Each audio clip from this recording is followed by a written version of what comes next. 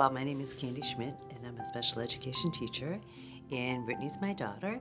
I met her when she was 4 years old. She went to preschool where I was a teacher. She had a lot of tantrums, so when she was tantruming, they would ask me to come and get her and calm her down. And so that's how Brittany and I met. My daughter Alyssa is 17 years old. She has autism, but she also is comorbid with Down syndrome. One day her foster mom brought her to school and said she wasn't coming back for her. So I said, well, I'll take her. So I did. So Brittany has lived with me since she was about 5. And she is a wonderful little girl. She's very happy, very bubbly, wants to be everybody's friend. When Brittany's good, she's very good. But when you say no to her, she has a severe allergy to the word no, that's when things are just not so pretty. We tried really hard to help her, but some things you just can't fix. We just couldn't fix her. One of the most difficult things that a parent can do is decide that they're going to consider residential treatment for their child. Quite often they feel guilty. They think that perhaps they've given up on their child, and really it's the next step in all reality and what's needed for the child. The parents are at some sort of impasse. They know that they themselves can't continue to care for the child. They know perhaps that the child isn't being successful in their current educational environment. Something different has to be done so that the child can take the next step in their life. Alyssa was at her last placement, which was a residential school. And it was just time for her to move on, and we couldn't find any places that would accept her because of her behaviors. Her behaviors can get out of control. In some cases, these kids were diagnosed at an early age. They stayed at home with their parents, mother, father, brothers, sisters, invested everything they could to keep that young child in the home. But as they got older and their behaviors escalated, those parents faced an incredibly difficult choice of saying, we cannot service you at home. That's heartbreaking, absolutely heartbreaking. But they ultimately put their own personal needs behind what was best for their child. And I think what I would want parents to understand is that's exactly how we look at it here at Hillcrest. But your child will be as equally important to us as your child is to you. Brittany was in a regular education classroom for preschool.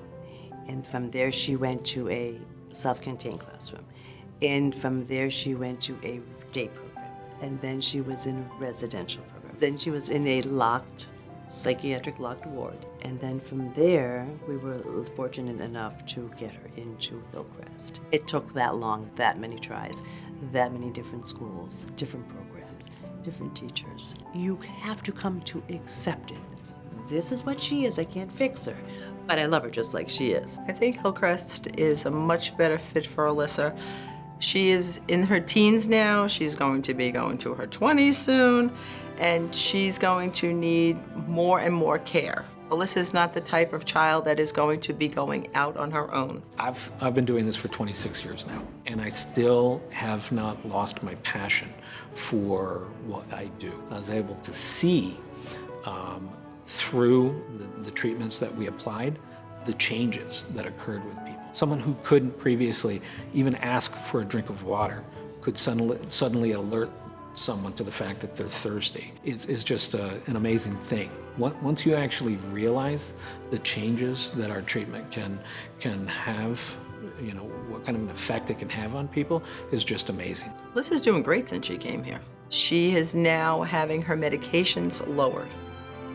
This was one of the main things when I came here. I want to wean Alyssa off her medications. I want to know who my daughter is again. If you want residential placement, or not that you want the residential placement, but that your child needs the residential placement, it's going to be the toughest decision you ever make. But once you've made it and you see the progress, you're going to love it. Every staff member here that I have met, I have loved. Hillcrest is really a family. All of our staff is working so hard for our students. We really invest in our kids and their well-being. It's really important to us that they do well and they succeed. The staff that are working with the kids in our unit, as well as the clinicians and the teachers, I think are a very special group of people. I think that we truly care about making a difference, and I think the caring part is what's really important. We have an incredible set of staff. We have a set of young professionals who are here wanting to change the quality of life of the children that they work with. When she came here, it was like she was free. You know, she could go outside, and they would do things outside. Like they would go. She came here in March. They went sliding.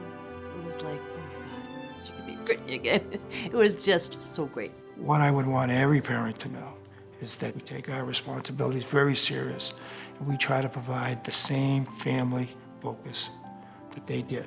And we try to do it hand in hand with them, but they can be guaranteed that we will work 24 hours a day trying to have those individuals reach the highest possible potential they can. And we do it as a team, and they're part of that team.